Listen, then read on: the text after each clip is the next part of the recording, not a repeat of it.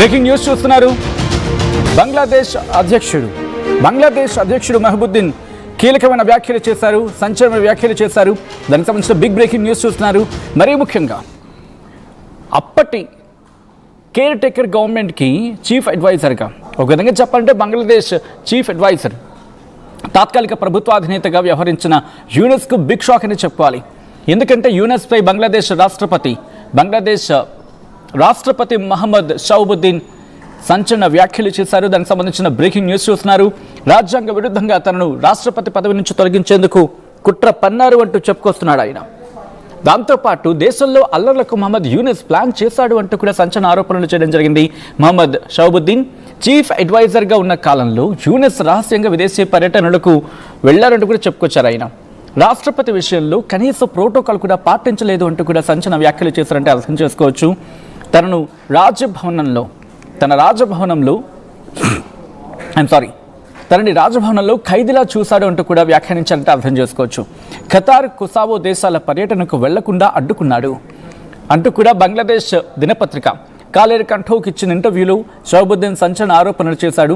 మరి ముఖ్యంగా ఆ టైంలో దాదాపుగా 130కి పైగా కొన్ని అమెండ్మెంట్స్ కావచ్చు, లేకపోతే కొన్ని ఆర్డర్స్ విషయంలో కావచ్చు, కొన్ని విషయాల్లో మాత్రం ఎక్కడ నాకు చెప్పలేదు. బట్ కొన్ని విషయాలు మాత్రం కాన్స్టిట్యూషన్ అంటే రాజ్యాంగం అక్కడ కొన్ని నియమాలను విధించింది కాబట్టి దానికి తప్పని పరిస్థితుల్లో డిస్కస్ చేశాడు తప్ప కొన్ని విషయాలు అయితే నాకు ఎటువంటి ఇన్ఫర్మేషన్ లేదు. కొన్ని సందర్భాల్లో బంగ్లాదేశ్లో అలజడి సృష్టించేందుకు, బంగ్లాదేశ్లో శాంతి అనేది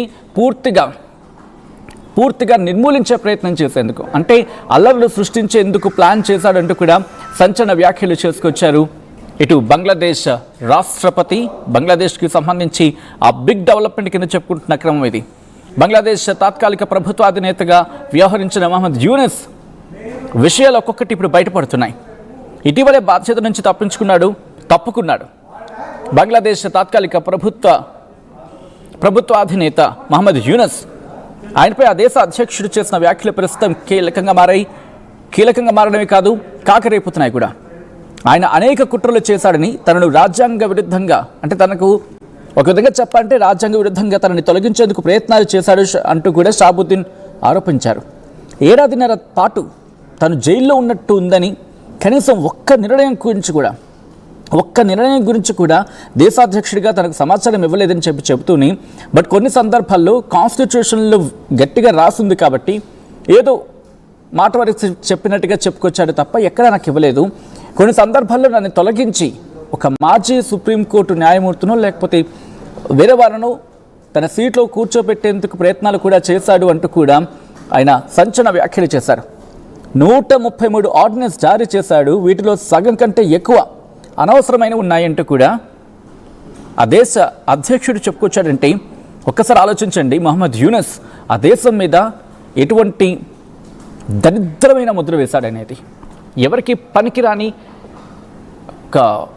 దాని ఏమంటారు, ఎందుకు పనికిరాని ఒక ఫుట్ ప్రింట్ వదిలి వెళ్ళాడు. అంటే 6 నెలల్లో వెళ్ళిపోవాల్సిన వ్యక్తి దాదాపు 1.5 ఏడాదిన్నర పాటు ఆ దేశాన్ని పీక్కుతున్నాడు, ఆ దేశ ప్రజల ధనాన్ని పీక్కుతున్నాడు. 6 నెలల్లో ఎలక్షన్ నిర్వహించాలి తాత్కాలిక ప్రభుత్వం, కానీ సాగదీసి తీసుకొచ్చాడు.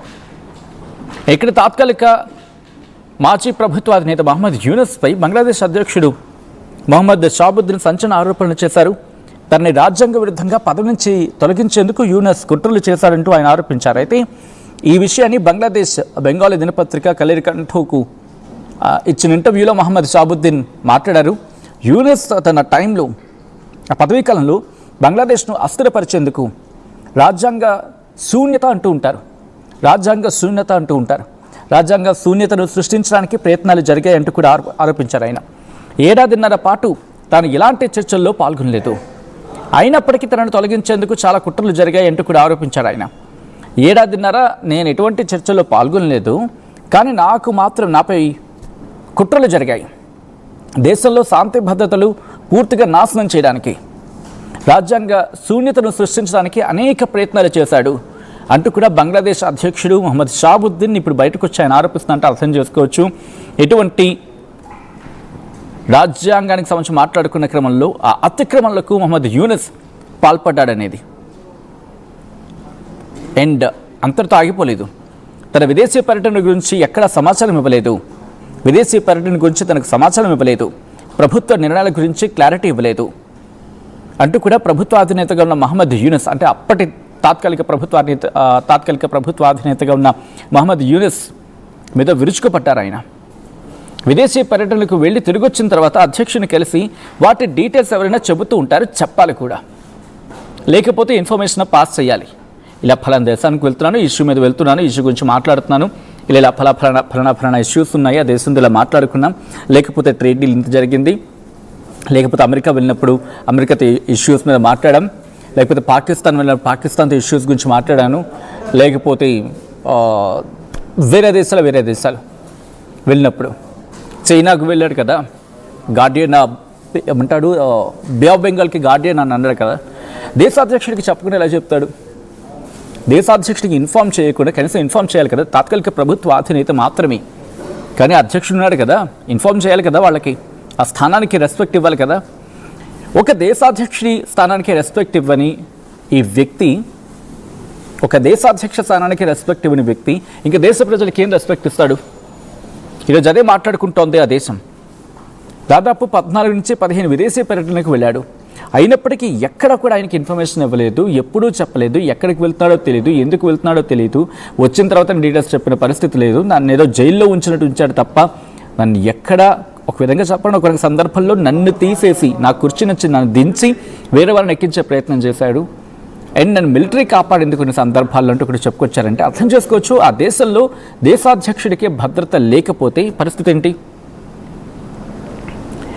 షెడ్యూల్ చేసిన కొసావో ఖతర్ పర్యటన కూడా యూనిస్ రద్దు చేశాడట. అధ్యక్షుడి ఎలా రద్దు చేశాడు ఈయన? దాదాపు 133 ఆర్డినెన్స్ జారీతో ప్రభుత్వ నిర్ణయాలకు సంబంధించి మాట్లాడుకున్నాం. యూనిస్ సమన్వయం చేసుకున్నాడా అధ్యక్షుడితో అంటే బిగ్గెస్ట్ క్వశ్చన్ మార్క్. దానికి ఏం చెప్పారో తెలుసా ఆయన సమాధానం? ఆ సిచ్యువేషన్స్ కారణంగా కొన్ని ఆర్డినెన్స్ తప్పనిసరి చేశాను, ఇంత పెద్ద సంఖ్యలో జారీ చేయాల్సినంత అవసరం లేదన్నారు. ఎన్నికలకు ముందు తాత్కాలిక ప్రభుత్వం అమెరికాతో కుదుర్చుకున్న చివరి ఒప్పందం గురించి మీకు తెలుసా అని ప్రశ్నిస్తే దాని గురించి నాకేం తెలియదు, అలాంటి పరిణామాలను అధికారికంగా తనకు తెలియజేయాలి కానీ తెలియజేయలేదే అని ఆయన ఆవేదన వ్యక్తం చేశాడు.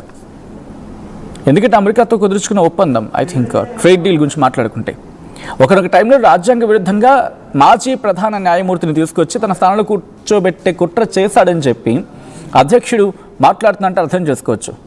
కానీ కాన్స్టిట్యూషన్ లిమిటేషన్స్ని వాటిని చూపిస్తూ ఆ న్యాయమూర్తి, ఆ కన్సర్న్ పర్సన్ ఆయన దాన్ని తిరస్కరించారు అని చెప్పుకొచ్చారు. అక్టోబర్ 22, 2024 బంగా భవన్ వెలుపల జరిగిన నిరసనలు, ఆ వెలుపులు జరిగాయి కదా, అంటే బయట అదొక కాలరాత్రి అని చెప్పి షాబుద్దీన్ అభివర్ణించాలంటే అర్థం చేసుకోవచ్చు.